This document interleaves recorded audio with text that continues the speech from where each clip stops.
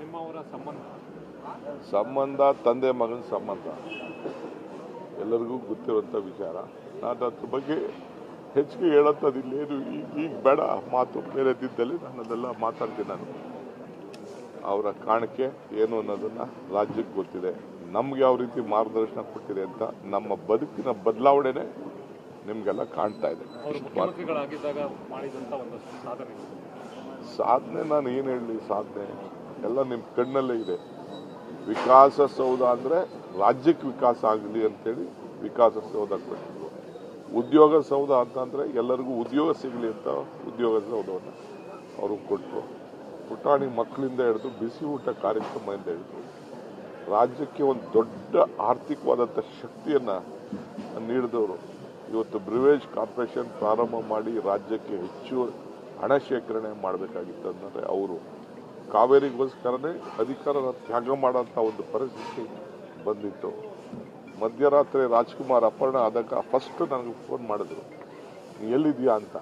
10:30 ಗಂಟೆ ಮಲಗಿದ್ದೆ ನಾನು ಹೆಂಡತಿ ಬಂದೆ, ಕೃಷ್ಣ ಸಾಹೇಬ್ ಫೋನ್ ಮಾಡ್ತಾವ್ರೆ ಅಂತ ಎಬ್ಬರಿಸಿ ತಕ್ಷಣ ಓಡ್ ಬಂದೆ. ಸೊ ಯಾವ ರೀತಿ ಅಷ್ಟು ನೋವು ಪಟ್ಟರು, ಏನು ಮಾಡಿದ್ರು ಅಂತ ನನಗೆ ಗೊತ್ತಿದೆ. ಅದು ಅವ್ರನ್ನ ಈಚೆಗೆ ತೆಗೆದುಕೊಂಡು ಬರಬೇಕಾದ್ರೆ ಏನೆಲ್ಲ ನಾವು ಮಾಡಿದ್ದೀವಿ ಅನ್ನೋದು ನಮಗೆ ಗೊತ್ತಿದೆ.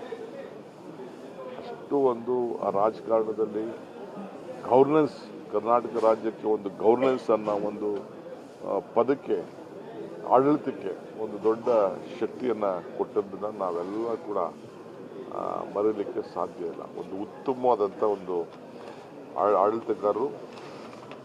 ಸೊ ಇವತ್ತು ನಾನು ಬೇರೆ ಟೈಮ್ ಬರ್ತದೆ, ನಾನು ಅಸೆಂಬ್ಲಿಲಿ ಇವತ್ತು ಮಾತಾಡೋಂಥ ಅವಕಾಶ ಇಲ್ಲ ನನಗೆ ಇವತ್ತು. ಯಾಕೆಂದರೆ ನಾನು ಕೂಡಲೇ ನನ್ನ ಮಗಳು ಫೋನ್ ಮಾಡಿ, ನನ್ನ ಧರ್ಮಪತ್ನಿ ನನ್ನ ಮಗಳಿದ್ದು ಫೋನ್ ಮಾಡಿ ಆಯಿತು ಅಂತ ಅಂದ ತಕ್ಷಣ ನಾನು ನಾವೆಲ್ಲ ಸೇರಿ ವಾಪಸ್ಸು ಬಂದ್ಬಿಟ್ಟು. ಸೊ ಅದರಿಂದ ಆಗಿರೋದು ಹೊಸ ಕರ್ನಾಟಕಕ್ಕೆ ನಿರ್ಮಾಣ ಮಾಡೋಂಥ ಒಂದು ಫೌಂಡೇಶನನ್ನು ಹಾಕಿದಂಥ ಒಬ್ಬ ಧೀಮಂತ ನಾಯಕ ಇವತ್ತು ನಾವೆಲ್ಲ ಕಳ್ಕೊಂಡಿದ್ದೇವೆ. ಇಷ್ಟು ಮಾತ್ರ ಈ ಸಂದರ್ಭದಲ್ಲಿ ನಾನು ಹೇಳ್ತೇನೆ.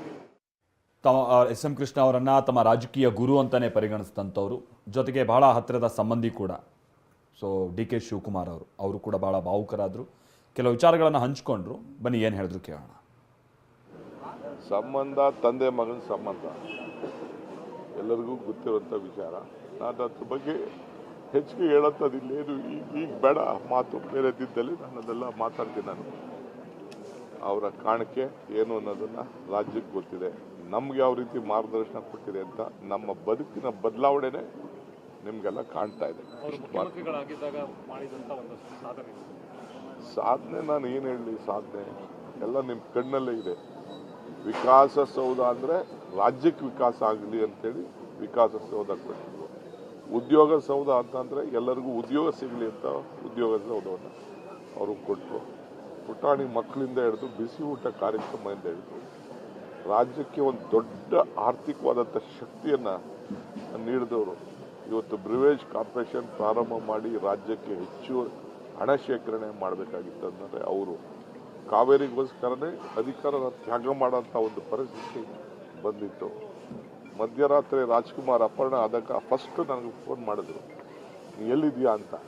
10:30 ಗಂಟೆ ಮಲಗಿದ್ದೆ ನಾನು ಹೆಂಡತಿ ಬಂದೆ, ಕೃಷ್ಣ ಸಾಹೇಬ್ ಫೋನ್ ಮಾಡ್ತಾವ್ರೆ ಅಂತ ಎಬ್ಬರಿಸಿ ತಕ್ಷಣ ಓಡ್ ಬಂದೆ.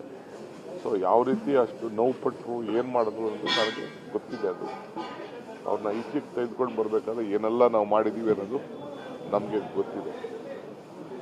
ಅಷ್ಟು ಒಂದು ಆ ರಾಜಕಾರಣದಲ್ಲಿ ಗವರ್ನೆನ್ಸ್, ಕರ್ನಾಟಕ ರಾಜ್ಯಕ್ಕೆ ಒಂದು ಗವರ್ನೆನ್ಸ್ ಅನ್ನೋ ಒಂದು ಪದಕ್ಕೆ, ಆಡಳಿತಕ್ಕೆ ಒಂದು ದೊಡ್ಡ ಶಕ್ತಿಯನ್ನು ಕೊಟ್ಟದ್ದನ್ನು ನಾವೆಲ್ಲ ಕೂಡ ಮರೀಲಿಕ್ಕೆ ಸಾಧ್ಯ ಇಲ್ಲ. ಒಂದು ಉತ್ತಮವಾದಂಥ ಒಂದು ಆಡಳಿತಗಾರರು. ಸೊ ಇವತ್ತು ನಾನು ಬೇರೆ ಟೈಮ್ ಬರ್ತದೆ, ನಾನು ಅಸೆಂಬ್ಲಿಲಿ ಇವತ್ತು ಮಾತಾಡೋಂಥ ಅವಕಾಶ ಇಲ್ಲ ನನಗೆ ಇವತ್ತು. ಯಾಕೆಂದರೆ ನಾನು ಕೂಡಲೇ ನನ್ನ ಮಗಳು ಫೋನ್ ಮಾಡಿ, ನನ್ನ ಧರ್ಮಪತ್ನಿ ನನ್ನ ಮಗಳಿದ್ದು ಫೋನ್ ಮಾಡಿ ಆಯಿತು ಅಂತ ಅಂದ ತಕ್ಷಣ ನಾನು ನಾವೆಲ್ಲ ಸೇರಿ ವಾಪಸ್ಸು ಬಂದ್ಬಿಟ್ಟು. ಸೊ ಅದರಿಂದ ಆಗಿರೋದು ಹೊಸ ಕರ್ನಾಟಕಕ್ಕೆ ನಿರ್ಮಾಣ ಮಾಡೋಂಥ ಒಂದು ಫೌಂಡೇಶನನ್ನು ಹಾಕಿದಂಥ ಒಬ್ಬ ಧೀಮಂತ ನಾಯಕ ಇವತ್ತು ನಾವೆಲ್ಲ ಕಳ್ಕೊಂಡಿದ್ದೇವೆ. ಇಷ್ಟು ಮಾತ್ರ ಈ ಸಂದರ್ಭದಲ್ಲಿ ನಾನು ಹೇಳ್ತೀನಿ.